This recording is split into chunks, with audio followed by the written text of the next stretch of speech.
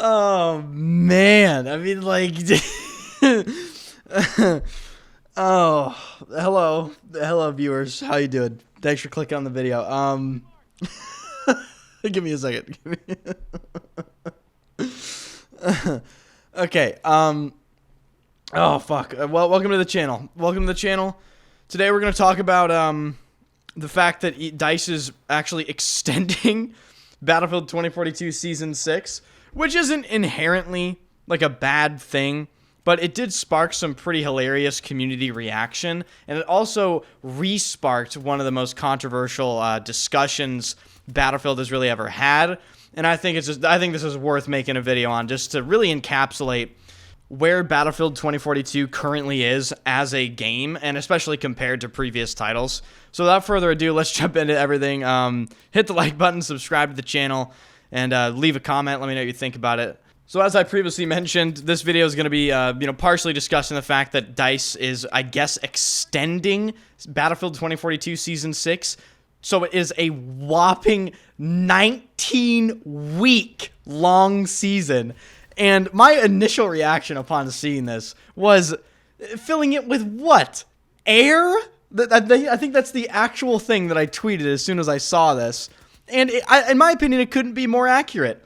Because all they did was, I guess, fill 4 more weeks with some challenges? And I think we can all agree upon this, ladies and gentlemen. Challenges just simply aren't content. Now, I know some people are going to say, like, well, they could have done nothing instead, Enders. Well, they really didn't do anything, even though they technically did do something in the first place. So, I don't really care, to be honest with you. And yes, if they did extend Season 6 to 19 weeks, but they also added more Battle Pass content to accommodate those weeks that they added that were not initially counted for, then yes, it'd be a bit of a different story. But guess what? They didn't add anything new in the Battle Pass. And even if they did add new stuff for the Battle Pass for these extended weeks, I still wouldn't even consider that content, because what is it going to be? A little charm? A little charm for my weapon? Oh, it's so cute! Like, who gives a shit? And this is where we segue into the funny community reaction and the second part of the video.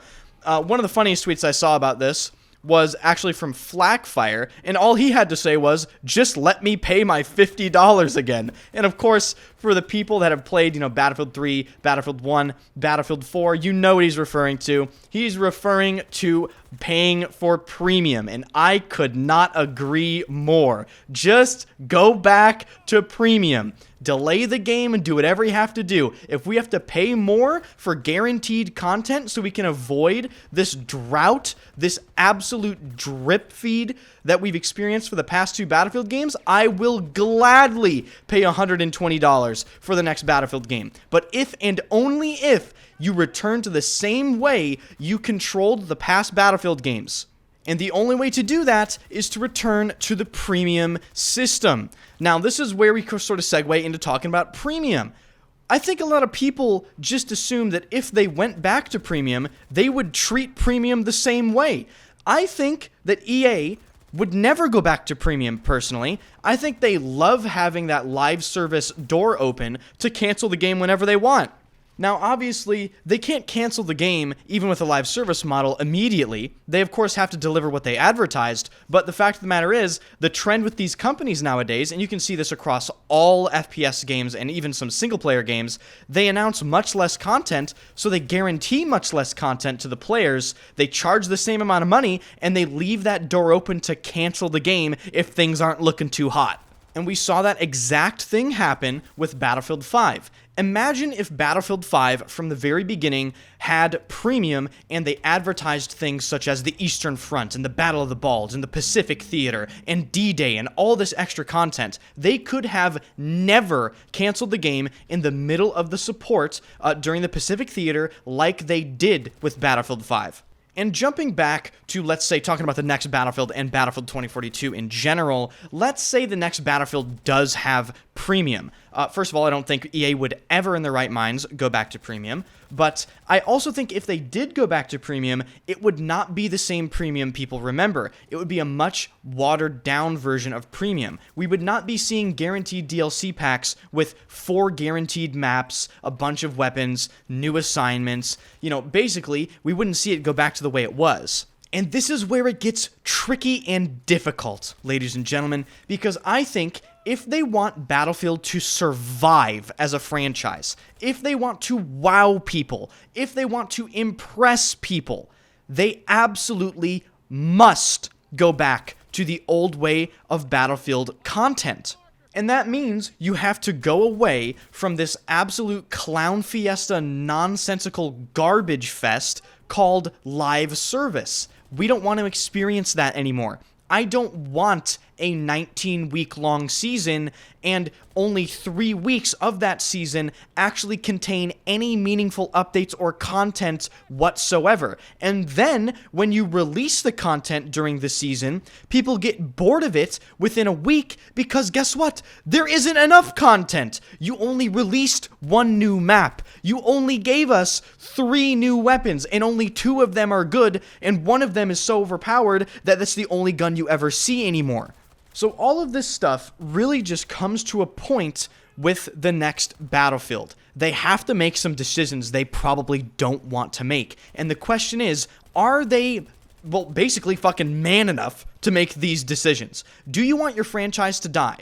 Okay, you probably don't, EA, right? You love money. Okay, you don't want Battlefield to die? Well, it looks like you're going to have to deliver significantly more content. So, what are you going to do, EA? Are you going to delay the Battlefield game so you can give your developers enough time to actually make the next Battlefield game?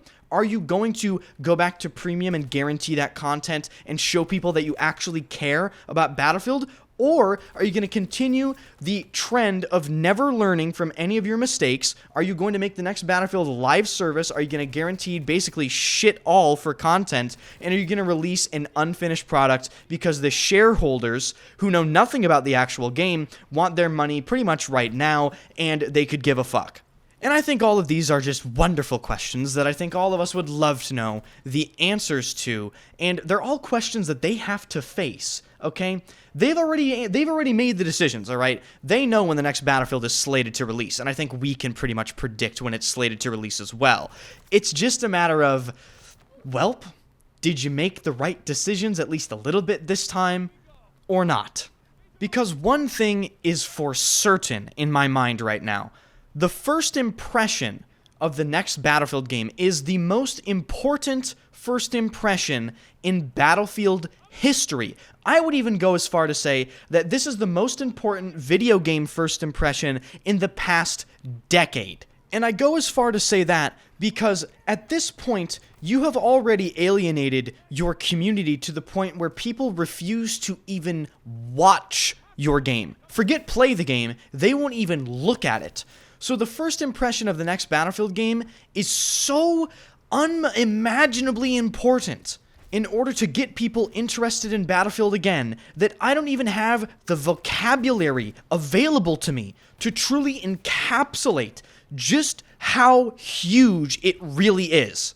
And unfortunately, this massive first impression, this potential franchise make or break moment is in the hands of EA, DICE, Ripple Effect, Criterion, etc., and let's just say they don't have a good track record for good games on release. They might improve the game down the line, but that's not good enough this time around, ladies and gentlemen. We can't wait 2, 3, 5, 7, 8 months for the game to be better. It needs to be impressive from the jump, or else Battlefield could very well just fade into nothingness. And the only thing we will have to remember it by is the unimaginable suffering we have all experienced with the 19-week-long, Season 6 of nothingness, followed by a month of downtime, followed by the fact that we have gotten less content in Battlefield 2042 than we received in a single Battlefield 1 DLC. So that's really awesome.